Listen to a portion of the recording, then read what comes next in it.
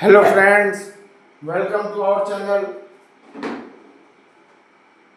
आज हम लोग बात करने वाले हैं SR latch using NOR gate. आज हम लोग डिजाइन करेंगे SR latch using NOR gate.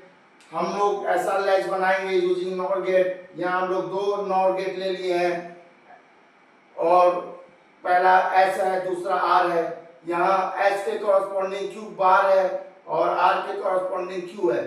यहाँ नैंड गेट की तरह नहीं है।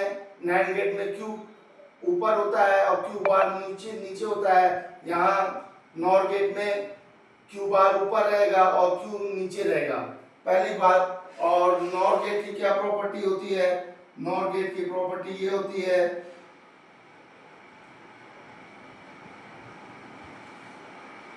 नॉर गेट की प्रॉपर्टी है कोई भी वन, अगर एक एलिमेंट एक वन आ जाता है तो जीरो रिजल्ट में जीरो हो जाता है, अदरवाइज वन होता है।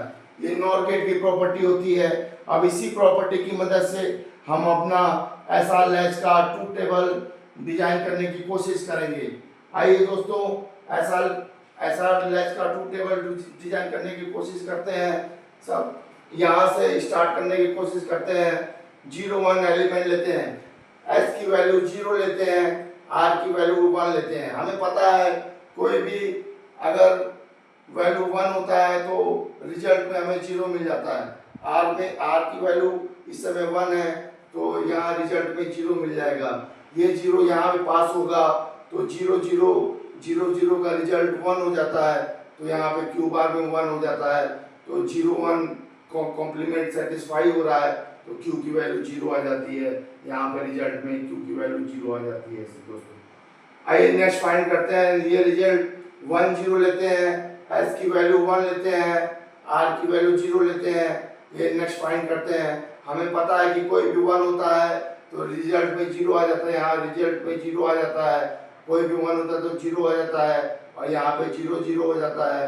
तो यहाँ पे 0 0 में 0 0 का रिजल्ट 1 हो जाता है। यहाँ पे क्यू की वैल्यू 1 हो जाती है, तो यहाँ पे क्यू की वैल्यू 1 हो जाती है दोस्तों। यह इसका भी फाइंड आउट हो गया है दोस्तों। नेक्स्ट फाइंड आउट करते हैं 1 1 के लिए। 1 1 के लिए फाइंड आउट करते हैं। नेक्स्ट फाइंड आउट करते हैं 1 1 के लिए। एस की वैल्यू 1, आर की वैल्यू 1।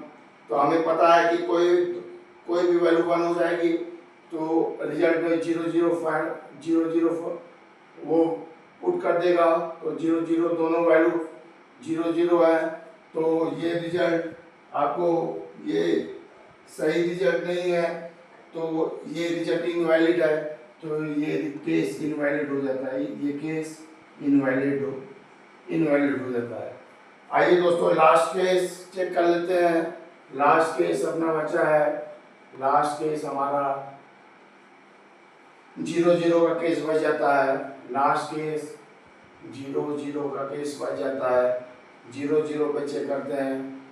0 0 पे क्या है, 0 0 के लिए कैसे चेक करेंगे? तो हमारा 0 का तो 0 डॉट क्यू 0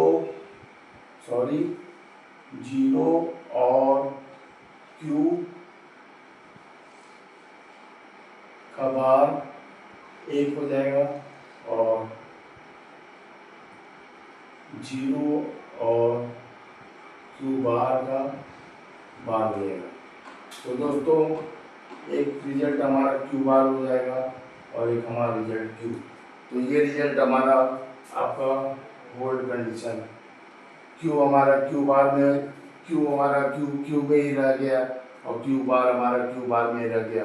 तो ये कंडीशन हमारा होल्ड का हो गया। तो यहाँ पे दोस्तों हमारा एसआर लैच कंप्लीट हो जाता है। यहाँ हमारा एसआर लैच का ट्रूथ टेबल कंप्लीट हो जाता है। तो आई होप दोस्तों आपको SR latch complete using NOR gate अच्छे से समझ में आया होगा।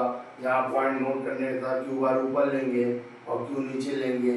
और हमें बस ये बात ध्यान रखना है कि एसआर नॉट गेट में कोई भी 1 हो जाने पे रिजल्ट में 0 आता है और इसी की मदद से हम पूरा ट्रूथ टेबल फाइंड आउट कर लेंगे।